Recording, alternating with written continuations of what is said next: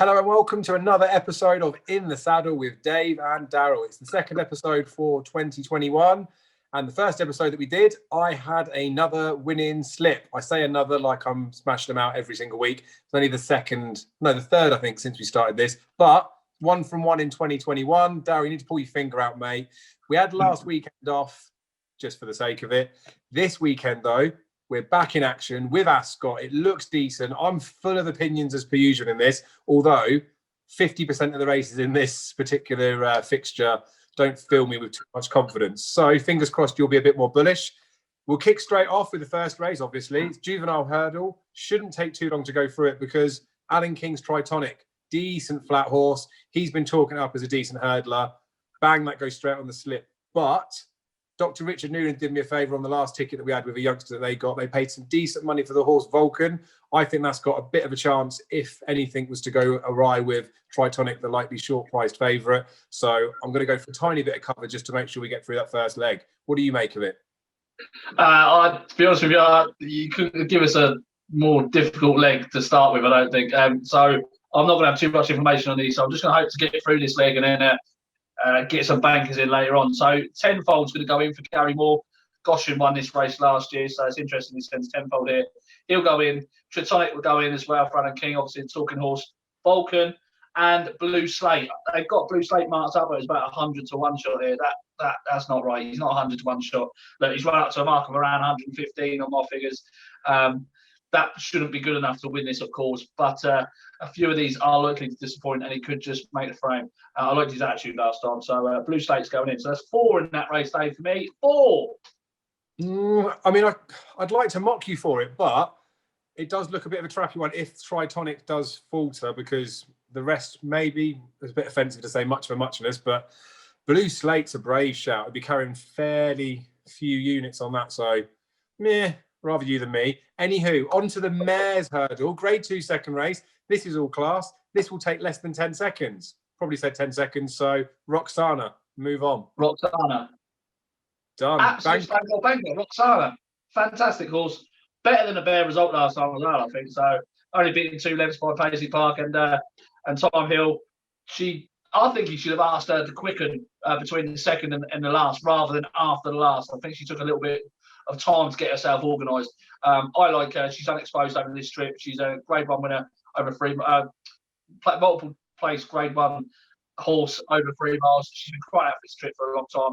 This is her. This is bread and butter right here. Magic Light attempting to win a race for the third year in a row, but Roxana. Yeah, Roxana just wins, didn't she? And we did talk about this before we came on air. It's a 5-runner affair. We both thought that, obviously, even if it drops down, say there was a non-runner, one of the bigger priced horses, and it went win only, it still makes no difference because Roxana wins this whether there's 4, 5, 6, 7, 8, 9, 10 mares in there. Now things start to get a bit trickier, though, mate. The first of 3 handicaps on the spin. I'm going to go first because otherwise I genuinely will just steal some of your selections. I don't know how many darts to throw in here, but the fact that I'm going to start off with my first dart being Botox Has means I need to put a few more in there for support.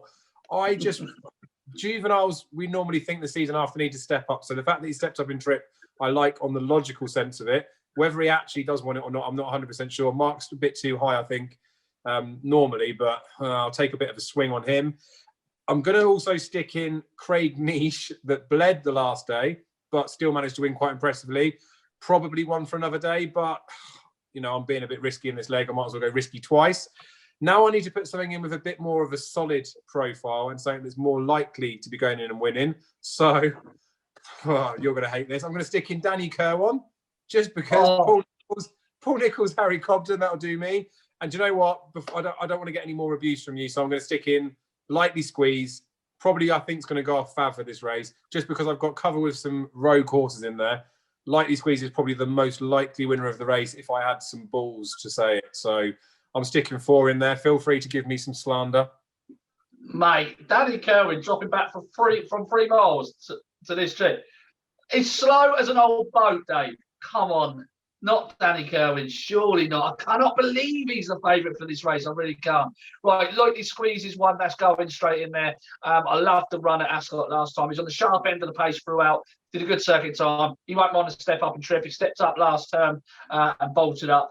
I do like him. He's quite a nice horse. I think he's got a little bit more to come. That Ascot run was his first run after a wind up and in a first time tongue tie. So there's every reason he can step forward again. He's a really nice horse. He'll definitely go in there with me. The other one I really like is Paddy's Motorbike. Picked up a novice and a maiden hurdle in his last 2 starts. Ran some really, really good circuit times. He's running effectively off a mark of 126. I know for a fact that he can run up to a higher mark than 130. So the fact that he's running off a 126 suggests he's got a little bit in hand. I don't think many others in this race have got anything in hand on the handicapper. So I like Paddy's Motorbike. He's going to be ridden prominently, and he's a nice horse. He's in the form of his life. There's no reason why he shouldn't go close in this. I definitely think he'll be in the front. So just the 2 for me, Dave. Paddy and Lightly. I mean, this is why I wish you'd gone first in that race, because I'd have definitely put the latter in. But never mind, it's a game of opinions, and I didn't really have a strong one in there. Does look to me, though, that it's probably a bit of a card where these handicaps are going to be the legs you want to get through. We'll talk about that a little bit later when we get through to the latter legs, but I'm going to take a few more punts in here. Again, not that strong an opinion of many in here, but I'll just give you a quick list of the 3, and then you can feel free to abuse me. Favorito Bucks is going in. Again, Paul Nicholls, Harry Cobden, course and distance winner like Danny Kirwan. It's loose, but it's good enough for me. I also think that Townshend, I cannot believe this horse is going to be such a big price and carry so few units in there. Another course and distance winner. I actually quite liked his run 2 starts back. He drifted out a bit there. Filled up the ground, should be fine for him. I know he's a bit of an older horse, but he's definitely got a win off him again in and around this mark. So he's going in. Classic Ben was so bad the last day that I shouldn't chuck him in, but Classic Ben I'm going to give another chance to. They fancied him then. I think the whole world and his oyster knew that Classic Ben had a chance in that race. Makes me, the pessimist in me or the skeptic in me, makes me think they didn't want him to perform the last day because they knew everyone knew the same thing. Maybe they've saved him for this. And then one stupid, ridiculous, it's probably a waste of a line, but this could be the big payday. I'm putting in Faubourg Rosettes-Gregory, the top weight, the Munir and Suede.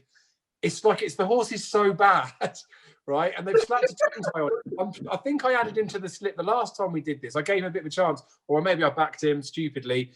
And even the Racing Post comments just say that he was never at the races. But there's something about this horse, like he seems all right for a period.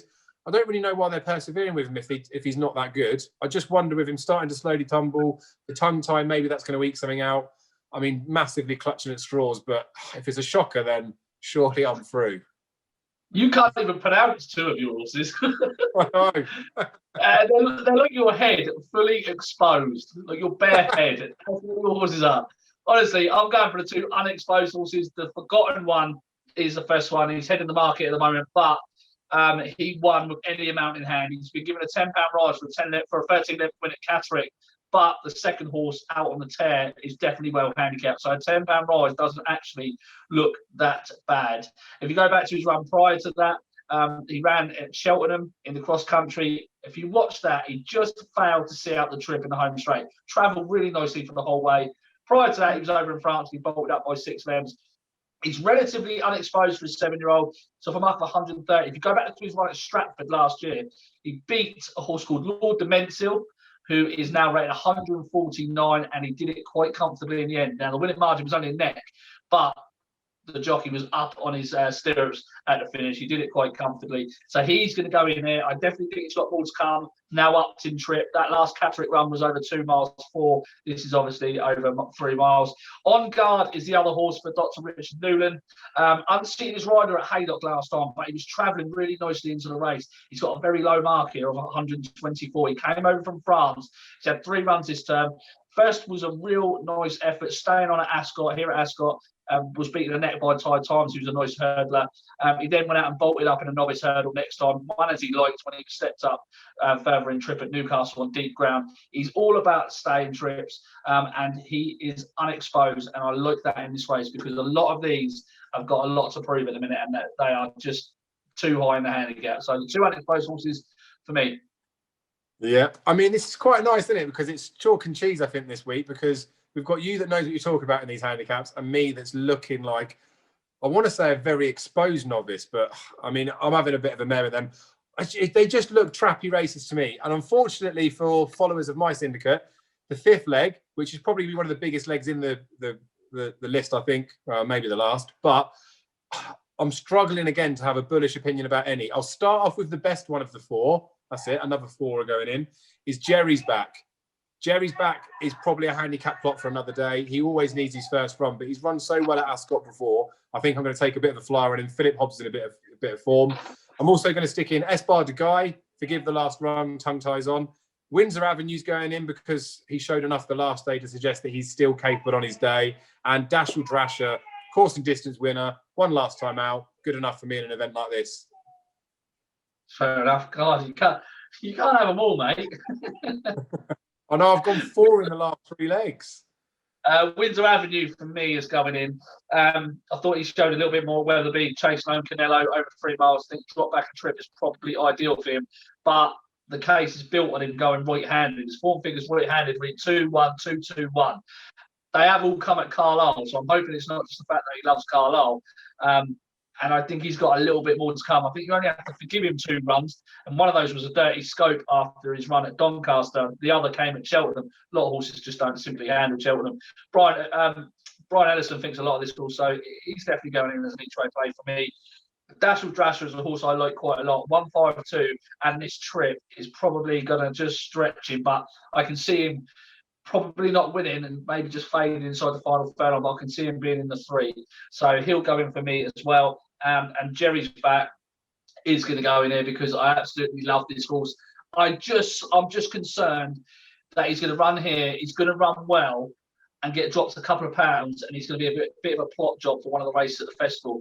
Perhaps the Browns Advisory or even the Ultimate Handicap, they want to go back up 3 miles. So probably keep an eye on Jerry's Back just to see how he runs here, because he's definitely interesting. The booking of Richard Johnson catches the eye as well. So those 3 for me: Jerry's Back, Windsor Avenue, and Dashel Drasher. Super. So we're on to the final leg. It's the Clarence House Chase at Ascot, the feature race at that meeting. I think it's the best race of the weekend. It's also the home of my biggest fancy of the weekend. Defi Desoy is back. I am telling you, Defi Desoy wins the Clarence House Chase. He wins the Champion Chase come March. I'm so bullish about him.